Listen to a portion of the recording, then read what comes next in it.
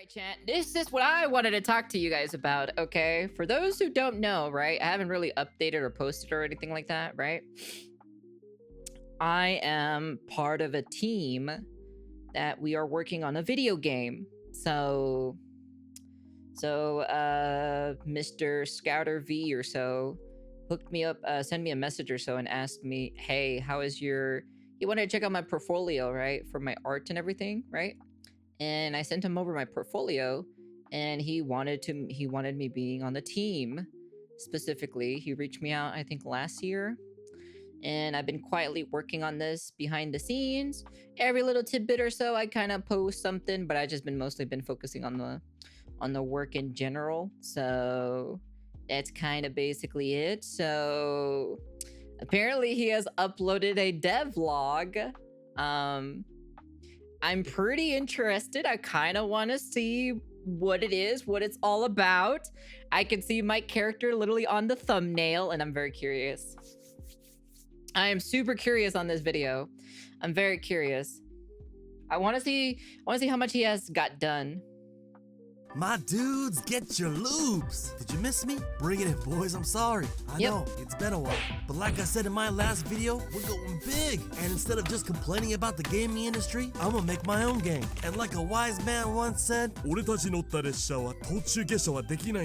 ain't no getting off this train we're on. Well, it's been almost 2 months, so here's a small dev update. No. The game is called Runekeeper, The Shattered Realms. Damn!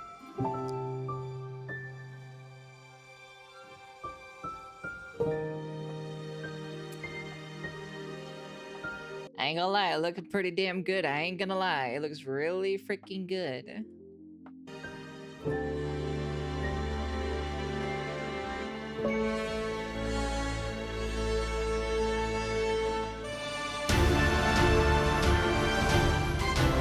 Now before you get excited, this is very early on in development. And while I've been busting my ass like a kid making bricks in India, what you're seeing here is mostly visual and lacking gameplay. I think most games do this backwards, but to be honest, I feel a lot more motivated working on something that doesn't look like some demo. And also I can take breaks from stuff that's a lot less fun like coding and just zone out while building the world. It also lets me replace things over time that just don't look right, instead of just throwing all the art together towards the end, meaning we can get the art direction figured out early. Runekeeper, The Shattered Realms is gonna be an open world sandbox RPG with a focus on monster taming. And before you tell me in the comments how difficult it's gonna be making something on this scale is, trust me, I am well aware, but you either go big or go bust. So we're going big bust. I know a lot of my Hey! Art by Nyaru Sunako. Hey! There it is! There it is, chat! There it is!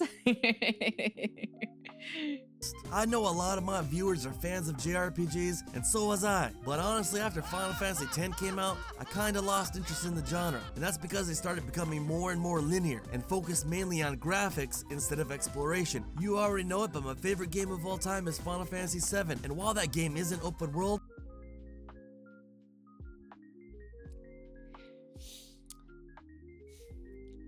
Really? Really? Did we had to sneak that clip in there of Tifa and the scissors? I see what you did there. I see exactly what you did there. I know that specific clip. I definitely know that clip. I know the scissors and the Tifa clip. Oh my god, dude. because of its world map, vehicles, and hiding secret items in areas all over the place, makes it feel larger than it really is. It just has loading every now and then. But hey, even Bethesda games have that. So here's the game plan. I'm taking inspiration from 3 of my favorite games of all time. World of Warcraft Vanilla? No, not this soy body type A and B version out today. And then there's another MMO that only the OGs know about, called Dark Age of Camelot. And lastly, a game I did a video a while back on called Ultima 7, and a little bit from its online version called Ultima Online. Now from World of Warcraft, I am borrowing heavily from the fluidity of movement, camera control, combat, sense of exploration, and the talent system, which was awesome. What sets Runekeeper apart from it is that our talent system is going to be completely classless. You're going to have the option to be a jack of all trades or hyper focus on a certain build like magic, melee, archery, and monster taming. Now when I say monster taming, I don't want you to think I'm making some kind of Pokemon game. Instead, you're going to be able to fight alongside your monsters, and their abilities will be a part of your toolkit. Think of it like the hunter pets in WoW, but instead of being locked Oh, it's into kind of like a summoning kind of type of thing, you know? That's pretty cool.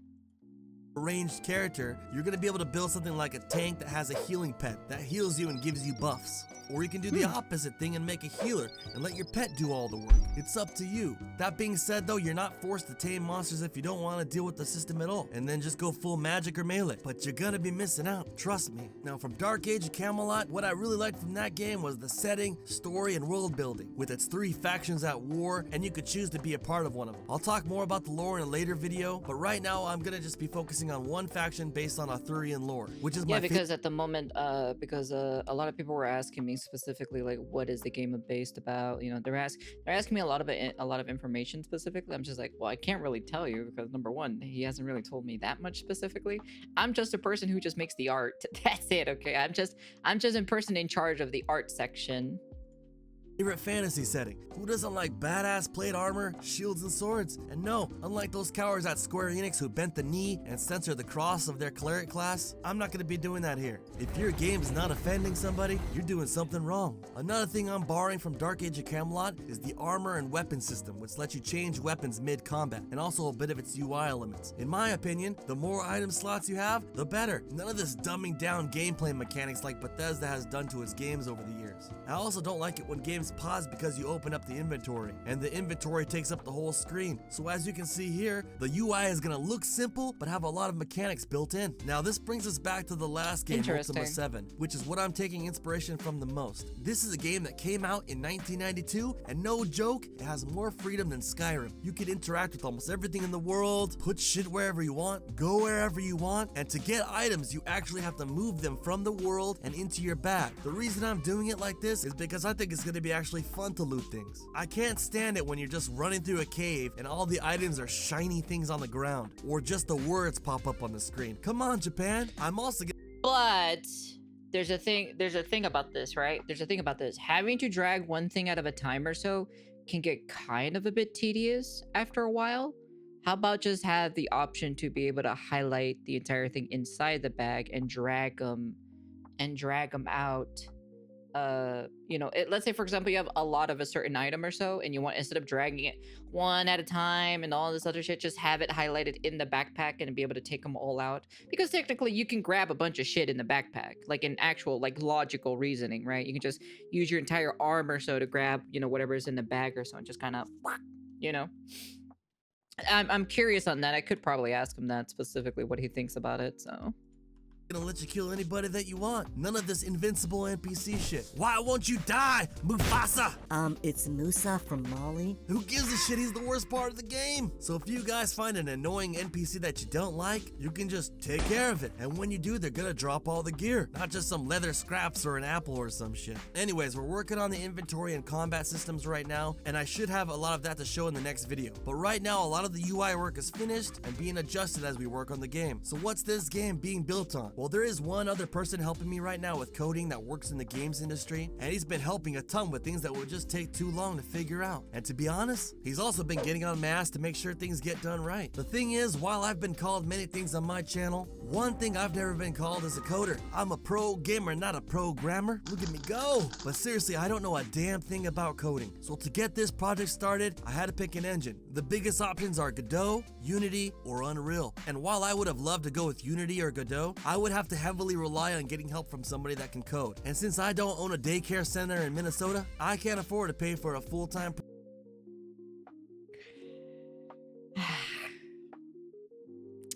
he did the Minnesota joke thing. programmer. So that leaves us with Unreal, which happens to be the most popular engine for AAA studios. And that's because it's the easiest to use with its blueprint system. So we're going with that one. And hey, if all these purple-haired weirdo devs on Blue Sky can learn it, I figure I got a chance. And look, I know what you're thinking. Unreal? The game's gonna run like crap. Well, here's the thing. I'm gonna be building this game mostly using low poly assets and pixel sprites, which is just not gonna put a lot of stress on the engine, allowing us to push it further with lighting and visual effects. I mean, look at this.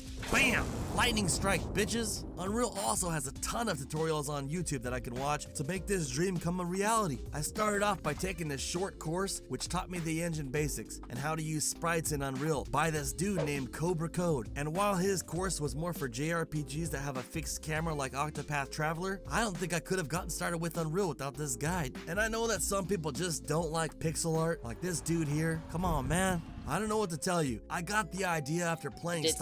I did see that comment that he was talking about too, specifically. I did see that one. Star Ocean 2 remake last summer, and that game slaps. I know I shit on Square Enix a lot, but they didn't mess this one up somehow. Check out these bazongas. I also considered going with a low poly art style like in Mega Man Legends, which honestly would be pretty badass. But even if I found somebody to make 3D models that don't suck, having to animate them with multiple animations is just too much. Now that doesn't mean pixel sprite art is easy, nor is it cheap if you want to hire a professional sprite artist. You see, one thing I want in the game for sure is a fully rotational camera, as you can see here. But since this isn't the standard in sprite characters, not only has it brought on a ton of challenges with coding, it now means that we need to make omnidirectional sprites instead of the standard 4, which most companies have gone with since the Nintendo era. But this allows us to have a camera that rotates smoothly around your character. And if you don't think this is a big change, you'd be wrong. You see, with 4 directions, you only need to make your animations for 3 directions, and then you mirror the left or right one for east and west. Yeah. But with 8, we need to animate 5 directions and mirror 3 of them. And these sprites aren't simple. Each one needs to have these animations: an idle, a walk, a run, get hit, a death animation, and either 1 or 2 attack animations. Having to do this for 5 directions is a ton of work, and you get sprite sheets that look like this. It kinda makes you think though, with how much money Square Enix makes from their HD 2D games, them not putting running or attack animations into Dragon Quest III Remake when they only had a couple of directions is a bunch of bullshit. So anyways, I started learning sprites when I started the project. Hell, I even made this rabbit. It took me a couple hours, but I did it. But I soon realized that it's just too much work to learn. So I did some Googling. There's a lot of pixel artists on Fiverr that looked promising. I paid this one dude to make a horse, and I gotta admit, it's the lamest thing I've ever seen. Check out the walk animation. What the hell even is that? I just canceled the order. You get what you pay for, I guess. What we need is a man with principles, one that can pay attention to the finer things. So I did some deep searching and found some dude that makes a lot of, questionable sprite art. I don't know what the obsession is with putting man meat on everything you make, but hey, if you can pull off memories on a raptor, I'm sure you could handle a few monsters. And what do you know? Things have been working out. That being said though, one person making sprites is just not enough. So I reached out for help on the channel, and we got 2 people from our own community that are helping out a ton. And while they're not professionals, they're really talented, so the game is in good hands. We could always use more help though if anybody knows how to make sprites out there. So what about in-game assets? Well, there's 2 ways that we can go about with this. We can make assets with high-res textures that have been scaled down to look pixelated, but it's not real pixel art. And even though it doesn't look that bad, it clashes with the sprites. I'm trying to avoid something called mixels as much as possible, meaning putting objects in the world that all have different pixel sizes. Is this a big deal? Well, judge for yourself. Here's a game called Aegis Force. They don't care about mixels at all. As you can see that these rocks all have different pixel sizes because they just shrank down the same rock. There's just something about it that looks off. What this means though is that in order for us to get everything to look right, we need to have real pixel art textures placed onto 3D models. Now, while there are a lot of people that either make pixel art or 3D art, there are not many people that can do both. I tried to learn a program called Blender, but not only is this thing boring, it's hard as hell. So I looked for another program, and that's when It's fucking easy to use Blender, but it's been a while since I've used Blender in such a long time, so it's been a hot minute. So if I would have still kept going with my Blender stuff or so, to now, I could probably make all of this pretty relatively easy. So I found something called Blockbench, which I've been using to make a lot of models myself. But for stuff I can't make, I can get somebody else on Fiverr or something to make them, and then just adjust the textures and coloring to make sure everything looks right in the game. And it's looking pretty good. But one thing I know how to do textures. That's the one thing that I do know how to do. I still remember how to do texturing and everything like that, so.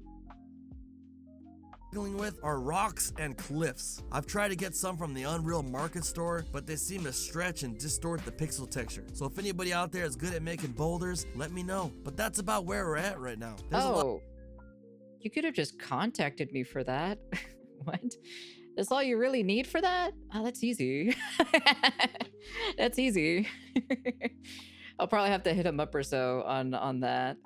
A lot of other stuff I could talk about, like the interactable objects I have in the game, but I'll save that stuff for the next video where I can go over the gameplay more in depth. If you're interested in helping with the project, hit me up on Discord and let me know. I'd appreciate it. It would help out a ton to get this project going. And lastly, I know I got a lot of supporters on Patreon and YouTube members that joined because of my previous content. I appreciate all the support. If you mad lads still want to see where this project goes, everything I make from this channel is going to the project, with the end goal of launching a Kickstarter. I'll have options to let people design their own monsters, and also early build access later on if you're interested in that sort of thing. Anyways, I'll see you in the next video. I gotta get out of here. Peace.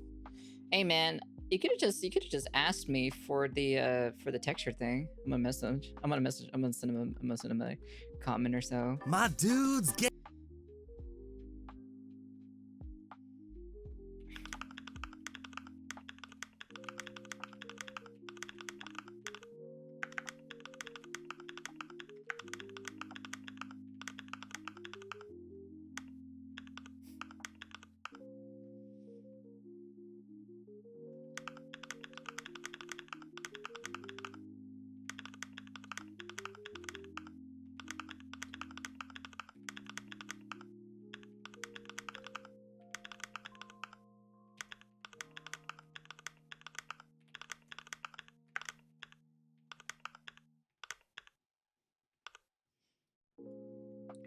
Honestly, this guy. Let me see. Hell yeah, some of the Gunnar artists.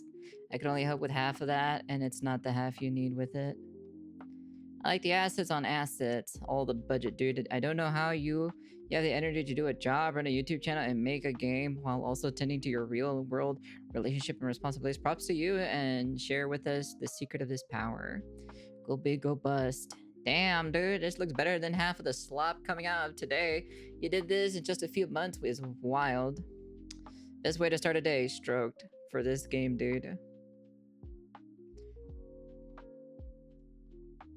lot of people like it so far, you know? The Skyrim loading screen was gold. Damn, consider me convinced. I say the art direction is in good hands. Good luck with the project, my man. Fingers crossed. Great to see your game is taking shape, dude. It looks hella cool. Pretty ambitious, I say. There are understandably some concerns with overloading the channel. So just keep the logs in some major moments and have that. It's pretty cool, though. Could you add this work on your resume? I'd like to sign up for 7 years. Well, it is part of my resume, so. Take care, Hazu. Be safe. All right, Ko and crew, gotta go to sleep. All right, take care, Jed. But yeah, like I said, we are working on the game in general. I haven't gone, of course, the last 2 weeks I was going through some shit, of course, and I didn't get the chance to finish the Succubus or so because I wasn't in the right mind space to do it specifically. But I'm hoping he's okay with it at least. Well, I didn't tell him during the time of it, but probably should have. But I was just kind of like, you know, I was just not in the right headspace at the moment. So I should be fine now. So hopefully I should be able to get a lot of the other art pieces to be done, at least specifically. The only thing I need to do is make sure to render them out, render them in 4K, and then just send them over, and then just send it over to him. The only thing I need to finish is a couple of sprites here and there, and that's kind of like basically it. So, but who knows? Like I said, I kind of want to see it. I'll definitely try to get shit done as much as I can. So, where's the 18+ patch at this in his comment section? Your mom is gonna write the 18+ patch.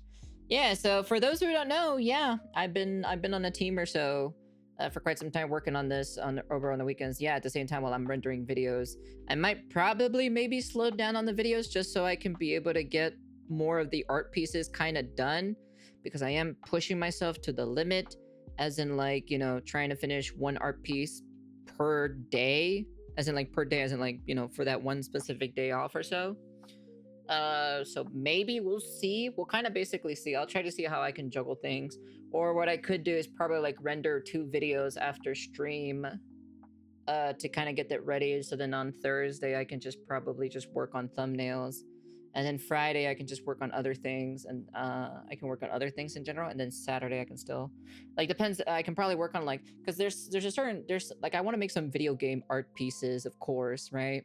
The problem is just trying to find some time to kind of mesh it in together. So I'm trying to think of maybe just render like maybe 2, maybe 3 videos at the end of stream and just kind of get them ready.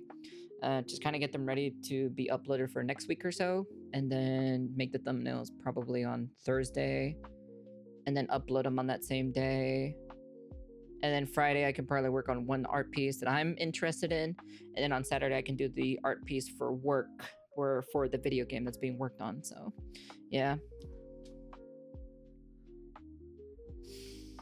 No, the problem is the long stream times isn't probably going to change anything at the end of the day. The only thing is like maybe I should just probably just get those videos kind of like rendered on the same day that we watched them on, like as in like let's say for example we watch like 4 or 5 videos, right?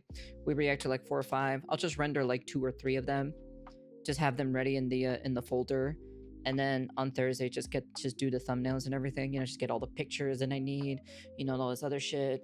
But then also I also have to upload the Code Vein video too as well. So I probably have to edit on Thursday as well, because I'm trying to edit the Code Vein. I'm just cutting out all the boring stuff, you know, because that's literally how it is in the game. It's actually like really boring to like just me driving around or so, not really doing anything.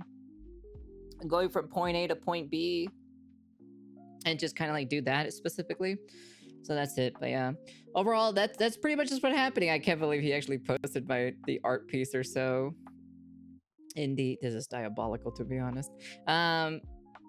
It's pretty cool that he uploaded my art piece on the girl on here, which is pretty cool, I gotta say. Or you can do the opposite thing and make it. That's why I'm excited. I'm pretty excited about this game, because I'll definitely be playing it when it comes out, 100%. Just kind of really depends. How he gets everything done, though. But I'm definitely. I'll be honest with you. When he does get the demo, kind of basically up and running to a degree that he's satisfied with it, and when he does it, because he's gonna do a Kickstarter, right? So that's the whole goal, is that he's gonna do a Kickstarter for this game. I think once the Kickstarter begins, I'm gonna probably be fully working 24/7 pretty much on this stuff.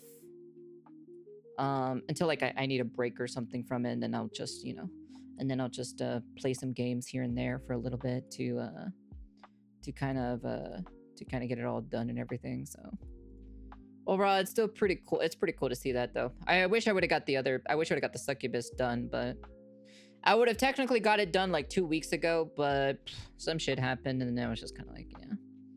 Unfortunately, some shit pretty much happened, and I couldn't be able to. I wasn't in the right headspace for it, but I should be fine now.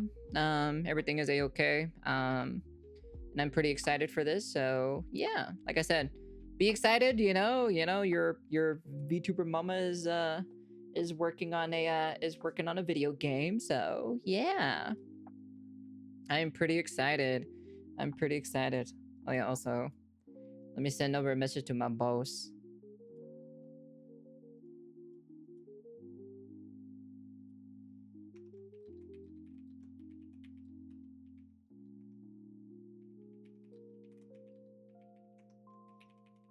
Sheesh. Anyways, but yeah, that's the end of the video. And yeah, this is pretty good, because this will go definitely towards my resume, you know, for like future other projects and everything like that. So hopefully you guys are excited, because I'm pretty excited too, because I'm the one who's doing the artwork or so for the character profile pictures. So yours truly. So you better be expected to see very, very beautiful women at the end of the day. So be expecting on that. Tell boss add 18 plus patch plus on the your mom is gonna add that 18 plus patch on her Kickstarter.